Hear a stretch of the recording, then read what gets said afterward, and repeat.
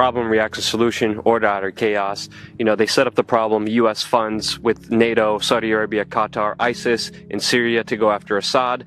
They stop, Russia stops the U.S. from attacking them, so they find a different way. Now ISIS is running loose. Israel, for the first time ever, is saying it's not even a problem. Yeah. Meanwhile, they backed everything from the very beginning, and they're creating this awful situation. They're bringing Iran into it, meanwhile financing both sides of the situation. Iran is now fighting in Iraq, and China and Russia are standing by.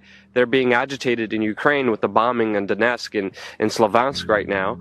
Ukraine is pretty much asking for Russians to come over with all the bombs that they're dropping on them. What I've been saying now, way back in the 1990s, the idea is for this Third World War to involve Russia and China against the West. Yeah. Oceania versus Eurasia, yeah. Yeah, in the 1984 kind of scenario. And what you have now is the demonization of Russia. Have you noticed that? How suddenly we got the demonization of Russia? And what's opening up in the Ukraine, while all this is starting to go on in the Middle East, is another front against Russia. Because, it's very easy to see how Russia can be pulled into this Middle Eastern conflict by supporting Syria, because destroying Syria is part of ISIS's agenda and American agenda and NATO's agenda, and also Iran as well.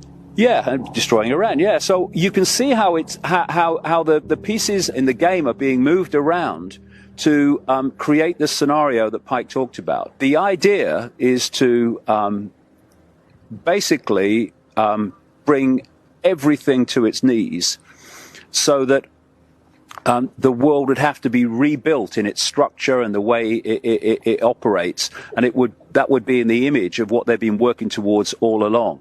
World government, world central bank, world army, world currency, centralized control of the planet. It's very easy to see with current events how it's moving in that direction. And we need to understand what the goals are, to understand what the moves towards that goal are. And when you look at it from this perspective, what is happening in the Middle East is not random. None of it's been random. Libya's not been random. Syria's not been random. None of it. And ISIS certainly isn't random. It's part of this long-term plan to take over the world by creating enormous chaos to which they can offer the order out of the chaos. Their order, their new world order. In fact, a close aide of President Putin, who has special responsibility for Ukraine, has actually said this week that the United States is preparing for a war against Russia through Ukraine. It's a setup, and it's a setup to attempt to trigger World War III.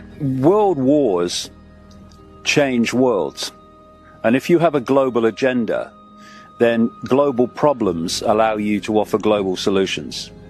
And if you look how the world was transformed by the First World War and the Second World War, the world was a completely different place after both of those wars. And the idea all along has been to have a Third World War to complete the transformation into a global state with a world government and a world army